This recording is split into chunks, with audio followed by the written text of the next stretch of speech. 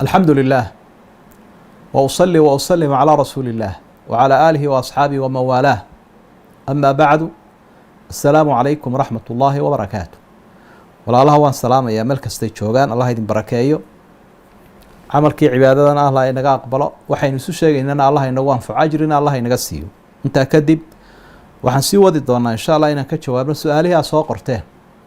su-aaluhu way badan yihin laakiin mar walba waxaan ku xisaabtamaynaa kuwa muhiimka ah ee dadkuna ka faa'iidaysan karo ama dhacaba inta badan su-aashan koobaad sakariya soo qoray hargeysu ka soo qoray jawaabteedu su-aashuna waxay u taallaa had iyo jeer bahalahan geymiska la ydhaa dhalinyarada laga kareeyo ee ay ciyaaraan kombyuutarka lacagta laga qaado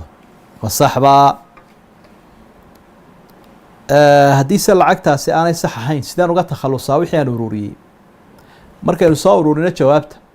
waxyaabaha kombyuutarka lagu ciyaarayay geymiska qaarkood waa qamaar lacag baa lagu kala helaa taasi waa xaaraan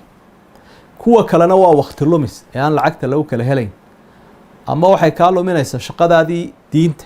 iyo shaqadii adduunyada iyo cibaadadii iyo caafimaadkii iyo waxbarashadii markaa mararka qaarkood ooba laga yaaba waxyaabaha daraadooda in xaaraan la noqoto qofka muslimka ahayna waktigiisu ma istaahilo in lagu ciyaaro laakiin waktigu waa qaali waana noloshii markaa dhalinyarada iyo inaan ambinin xaaraantana aan ka fogaano waqtilumiskana aan iska dayno dadka aad arkaysa adduunka dayax gacmeedka kiciye badiyo beriba quusay waktigaasi ka faa'iideen inagu aynu ku ciyaarayno markaa wixii qamaara ee aad ka heshay halkaa xaraama ee lacaga danaha guuda ummaddaad gelin doonta ama fuqarada aadka u baahane baktiya ayaad u diri ama wadooyinkii iyo dugsiyadii baad gelin mawlid jigjiguu ka soo qoray su-aashiisa waxa weeye xaasku ninkeeda ma siin kartaa sakada jawaabtu waxa weeye haa hadduu baahan yaho uu fuqarada ka mid yahay cabdillaahi ibnu mascuud xaaskiisii ayaa wax bixinaysay sadaqo iyo dahab iyo waxyaaba ay xidhnayd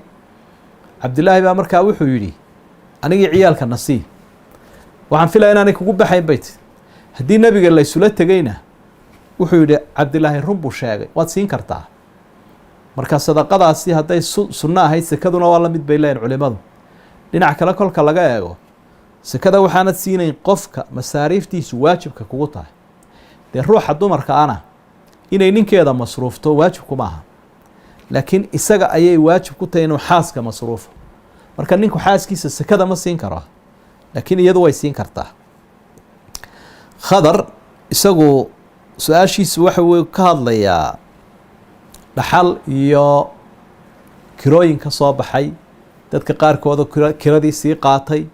waxyaabahaasuu ka hadlaya laakiin waxaan sheegi karnaa uun kirada ka soo baxaysa hantida dhaxalka ah iyaduna waa dhaxal uun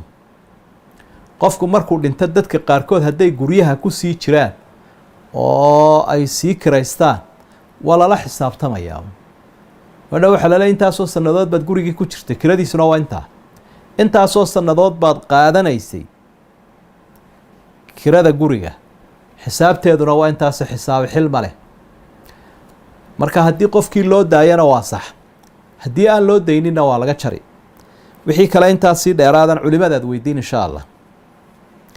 gabadha laylo la yidhaahdaa iyadu waxay ka soo qortay yurub waxay leedahay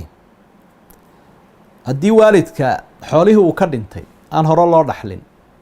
oo dhaxalkii la yska daaye muddo miyay dhibaato ku tahay waalidkii dhintay jawaabtu waxa weeye maya dhib kuma aha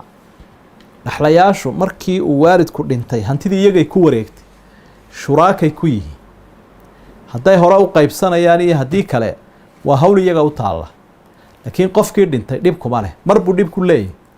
markaasi waxa weeye hadduu dardaarmu idhahdo yaan la qaybinayna sidaa ha isugu jirto dulmi wuu dardaarmay ama xoolahan meel xaaraana uu ka soo shaqeeyey wakhtiyadaa dhib buu ku mutaysanayaa dee wuu gafay laakiin markii hantidan ka tegay inay iyagu qaybsadaan si cadaalada u qaybsadaan iyagay la gudbantay isagu waxba dhib kuma qabo marka qaybtan hore qaybtan su-aalaha intaasaynu kusoo koobi lahayn insha allah shantaa su-aalood sida kooban aynu uga jawaabnay